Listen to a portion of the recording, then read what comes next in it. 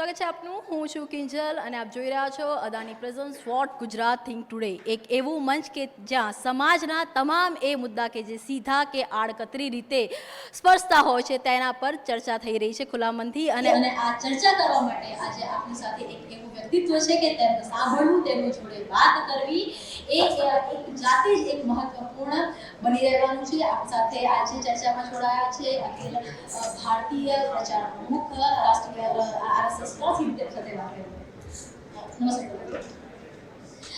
सुनील जी, 100 वर्ष बहुत बड़ा समय होता है. 100 वर्ष का संघ का अगर खुद का ही अगर चिंतन करें तो 100 वर्ष में ऐसा क्या हुआ, संघ ने खुद क्या पाया, संघ ने समाज को क्या दिया?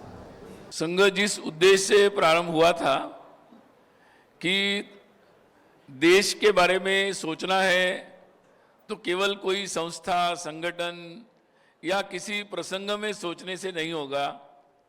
तो देश का काम तो 365 डेज 24/7 और सबने मिलके करना है. तो आज अगर मुझे पूछेंगे कि पिछले 100 वर्ष के बाद क्या हुआ तो मैं ये ज़रूर कहूँगा कि 100 वर्ष में देश में समाज के सभी लोग देश के बारे में सोचने लग गए, देश पर विश्वास करने लग गए और एक आत्मविश्वास के साथ देश को आगे बढ़ाने का संकल्प कर रहे हैं. अपने धर्म के प्रति एक आस्था और उसको सार्वजनिक रूप से बोलना, उसको स्वीकार करना, उसके प्रति गर्व रखना, ये बात मुझे लगता है कि आज के समय में उभर कर आई है और किसी भी देश के लिए बहुत बड़ी उपलब्धि होती है कि देश के सारे लोग देश के बारे में सोचने लगे, अपने धर्म, अपने इतिहास के बारे में गर्व करने लगे जी. तो मुझे लगता है कि जो संघ के संस्थापक थे डॉक्टर हेडगेवार जी, उन्होंने यही सोचकर राष्ट्रीय स्वयंसेवक संघ की स्थापना की थी कि सारे ऐसे स्वयंसेवक देश में खड़े हो और देश में जाकर वो ऐसा एक वातावरण बना सके. मैं नहीं कहूँगा कि ये वातावरण केवल संघ ने बनाया, लेकिन समाज की जो इच्छा थी उसको आगे बढ़ाने में स्वयंसेवकों ने अगर कहीं अपनी शक्ति लगाई होगी तो इसी एक काम में संघ के स्वयंसेवकों ने अपनी शक्ति लगाई. और आज जब ये बात देखने में मिल रही है तो बहुत हर्ष है और बहुत समाधान भी है. सुनील जी, संघ जब भी बात रखता है, अपने विचार जब रखते हैं, तब दो विचार प्रमुख रूप में हमेशा आए हैं. एक तो हिंदू राष्ट्र और अखंड भारत. पहले अखंड भारत के लिए आपसे पूछना चाहूँगी कि जो कल्पना थी अखंड भारत की, वो इस समय में आपको कितनी साकार होती लग रही है, साकार होती भी लग रही है या नहीं? अखंड भारत ये कल्पना एक सांस्कृतिक की कल्पना है जी. भारत यानी क्या है? तो भारत को हम लोग बोलते हैं हिंदू राष्ट्र है. हिंदू राष्ट्र यानी क्या है कि जहां लोग हिंदू चिंतन के अनुसार चलते हैं, हिंदुत्व के अनुसार चलते हैं. हिंदुत्व मतलब क्या है? तो जिसमें वो तत्व, हिंदुत्व में तत्व है कि भाई आप सभी लोगों में एक समानता देखते हैं, कोई ना कोई जुड़ाव का सूत्र देखते हैं, कोई कनेक्टिविटी देखते हैं. तो ये कनेक्टिविटी, रियलाइजेशन ऑफ वननेस, ये कनेक्टिविटी को समझना मतलब हिंदुत्व है. तो मुझे लगता है कि ये समझने की एक साधना है भारत, और लगातार हजारों वर्षों से लोग इसी को समझने के लिए चलते गए. तो जिस राष्ट्र में इस साधना से जो राष्ट्र बना वो हिंदू राष्ट्र है जी. और इसलिए ये साधना अखंड चलती रहे. आज भारत के कुछ हिस्सों में इसके बारे में लोग भूल गए, भारत से कुछ लोग अलग हो गए क्योंकि वो ये भूल गए जी.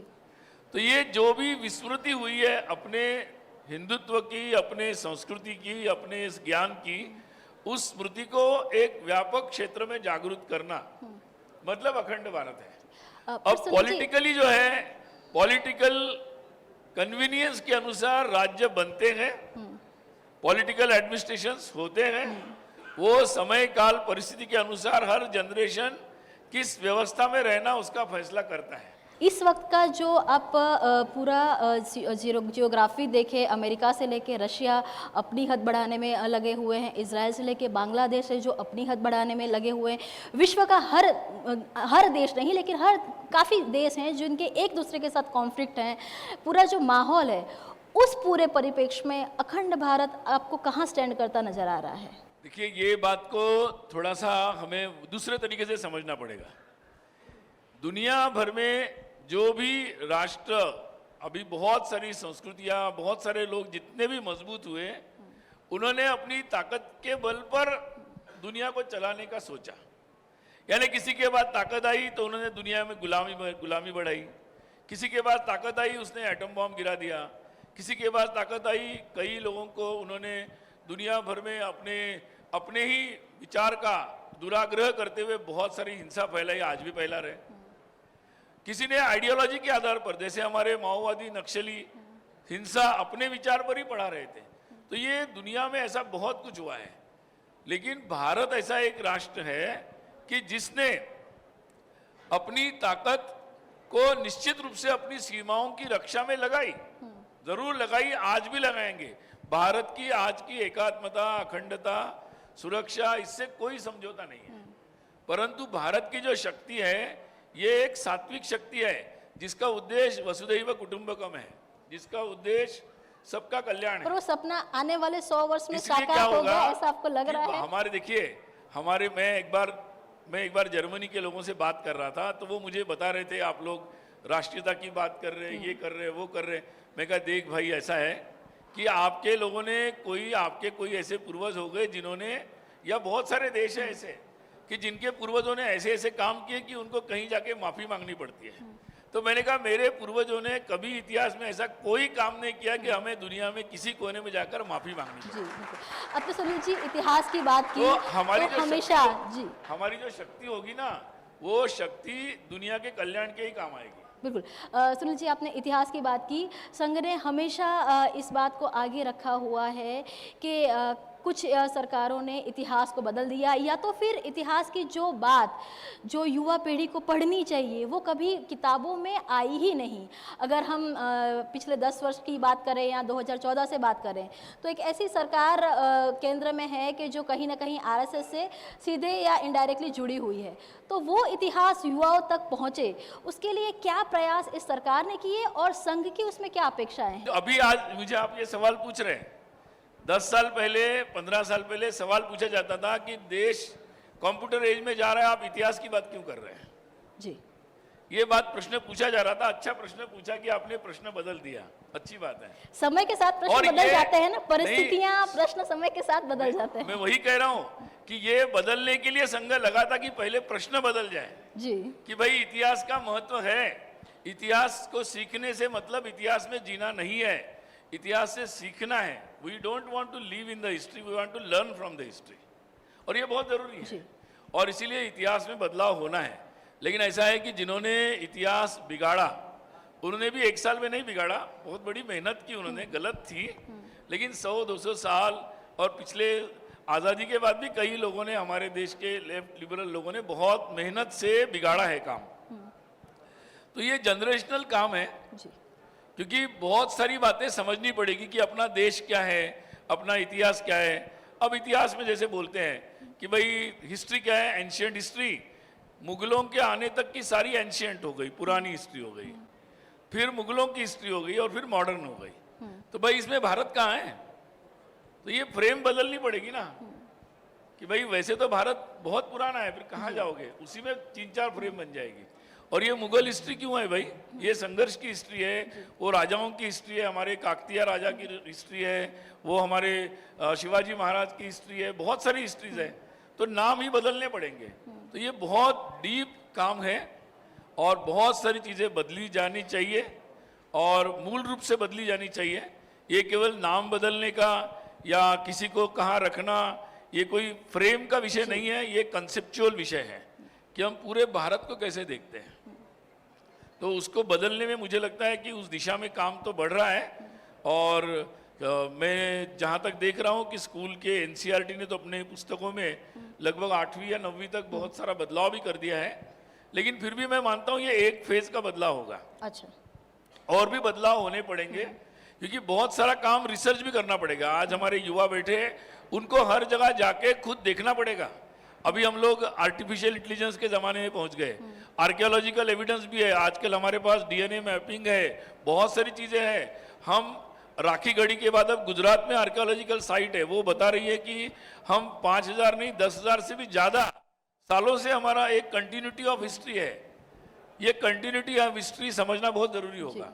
तो जैसे जैसे ये साइंटिफिक इंप्रूवमेंट होंगे, जैसे जैसे हिस्टोरिकल एविडेंसेस आएंगे, तो मुझे लगता है कुछ वर्षों में ये कंसेप्चुअली और फैक्चुअली बहुत सारे बदलाव हो जाएंगे। सुनील जी, और अभी सरकार के अलावा भी एआई में हमारे बहुत सारे लोग बहुत काम कर रहे हैं। सुनील जी, आपने एआई की भी बात की, और प्लस अभी इस वक्त जो सोसाइटी में पूरा सिनारियो बना हुआ है कि जो यूथ है, महदंश वो यूथ 60-70% यूथ सोशल मीडिया पे एक्टिव है, रील में एक्टिव है। वो यूथ आरएसएस के साथ जुड़े, उसके लिए क्या प्रयास चल रहे हैं? शाखाएं तो चल ही रही हैं, लेकिन शाखा के साथ, संघ के विचार के साथ युवा पीढ़ी भी जुड़े, उसके लिए क्या प्रयास है? मुझे लगता है कि उसके लिए जो शाखा के स्तर पर प्रयास है वो तो चल ही रहा है। शाखा सुबह भी चलती है, अति सुबह चलती है, शाम को चलती है, रात्रि चलती है। विद्यार्थी युवाओं के जैसा टाइम एडजस्ट होता है उसके अनुसार वो आते हैं, तो वो प्रयास चल रहा है। और रोज जितने भी हमारे कैंप्स होते हैं, प्राथमिक वर्ग होते हैं, लगभग पिछले वर्ष प्राथमिक वर्ग में भी 1 लाख नए स्वयंसेवक देश भर में प्रशिक्षण लिए हैं। ये जीवन में पहली बार लेते हैं प्रशिक्षण। तो उस दृष्टि से मुझे लगता है कि हर लेवल पर युवा भाग ले रहे हैं। जहां तक आपने आइडियाज की बात कही जी, तो आइडियाज के लेवल पर तो मैं कहूंगा कि भाई संघ में जब संघ शुरू हुआ तो संघ की प्रार्थना में भारत माता की जय था जी। और संघ वालों को लोग चिढ़ाते थे कि ये आ गए भारत माता की जय वाले। मैं बहुत समय एबीपी में था, नारा लगाते थे भारत माता की जय, लोग बोलते आ गए भारत माता की जय वाले। So it was not cool for the youngsters. लेकिन जमाना देखिए बदल गया। अब भारत माता की जय हमारे सभी युवाओं के लिए कूल हो गया है। वो हर जगह भारत माता की जय बोलते हैं। गुजरात के स्टेडियम में क्रिकेट की मैच हो तभी भारत माता की जय रहता है, वंदे मातरम रहता है। तो उनका जो वंदे मातरम, भारत माता की जय, या भारत के जितनी भी स्वाभिमान की बात है, भारत के वो साइंटिस्ट को वो महान मानते हैं जिन्होंने भारत, वैसे तो बहुत साइंटिस्ट है जो भारत के लोग दुनिया भर में है, लेकिन लोग हमारे युवा उनको महान मान रहे हैं जिन्होंने हमारे स्पेस में हमारे सैटेलाइट को पहुंचाया, सोमनाथ को, इसरो के साइंटिस्ट को। एपीजे अब्दुल कलाम को हमारा ग्रेट हीरो मानते हैं लोग, जिन्होंने अपने देश को आगे बढ़ाया। तो ये जो देश को आगे बढ़ाने वालों को हीरो मानना, संघ अपने माध्यम से यही बता रहा था कि हमें हीरोज बाहर नहीं खोजना है, हम सीख किसी भी सकते हैं, लेकिन हीरोज तो वो होंगे जो हम में से निकले हो, हमारे हीरोज वो होंगे। तो मुझे लगता है कि आज इसलिए जमाना भजन क्लबिंग तक आ गया। तो ये जो बदलाव है, ये बदलाव it is subscribing the ideas. मैं नहीं कहता हूं कि ये आइडियाज पर किसी का मतलब पेटेंट है, संघ तो पेटेंट पे उस पर वैसे भी भरोसा नहीं करता। संघ के लिए हमेशा ये कहा जाता है कि संघ प्रशिक्षण देता है, संघ अपना जो काम है वो करता रहता है, लेकिन संघ क्या काम कर रहा है उसको लेके कभी बात नहीं करता है। संघ टेक्नोलॉजी को अगर स्वीकार करना हो तो उसमें एक समय लगता है। संघ हमेशा नए विचारों को खुद एक्सेप्ट करता है। तो संघ ने किस तरह से इन युवा पीढ़ी के विचारों को एक्सेप्ट किया हुआ है? ऐसा है कि मतलब अच्छा शब्द है झेंजी, और मैं उनको बहुत ग्रेट भी मानता हूँ, नो इश्यूज। लेकिन ऐसा है हर पीढ़ी झेंजी होती है। क्या बात है?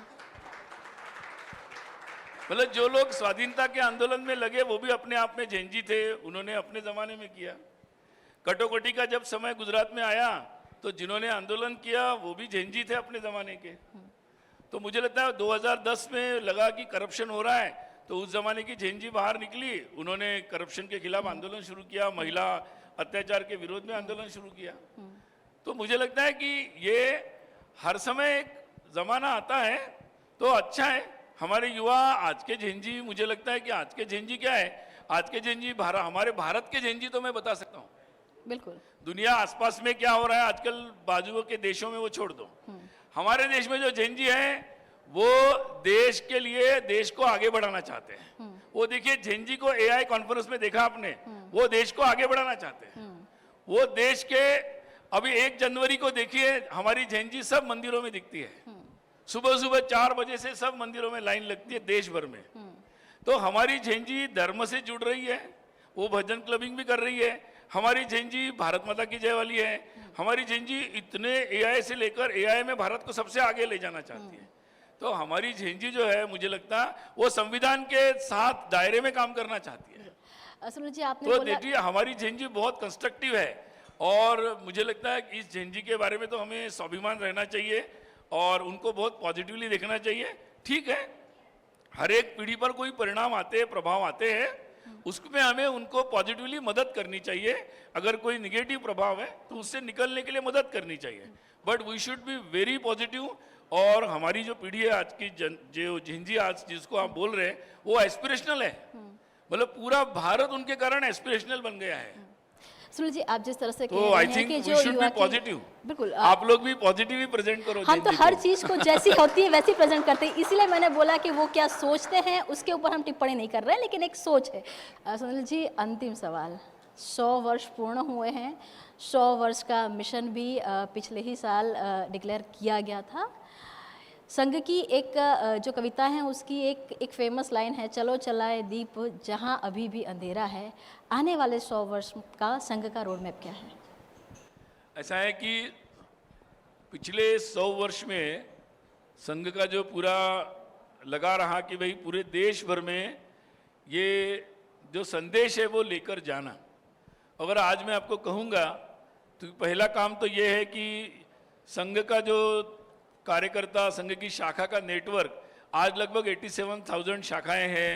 लगभग गाँवों में अगर समझा जाए तो 10-12 गांव मिलकर ऐसे मंडल बनते हैं, तो लगभग 60% से ज़्यादा जगहों तक संघ पहुंचा है। हम चाहते हैं कि हर जगह संघ शाखा पहुंच जाए, पहला काम।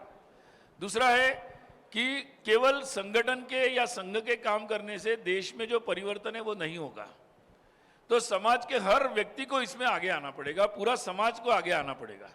और इसलिए हम 100 वर्ष के कार्यक्रमों में यही काम कर रहे हैं, आउटरीच कर रहे हैं, हर घर तक जा रहे हैं, समाज के हर व्यक्ति तक जा रहे हैं, हर जगह पहुंच रहे हैं, देश विदेश में भी जा रहे हैं, ताकि पूरा समाज इस बात को समझे और आने वाले समय में समाज, हमारे युवा सामाजिक परिवर्तन का, देश में जो भी अच्छा होना है उसका नेतृत्व हाथ में ले ले।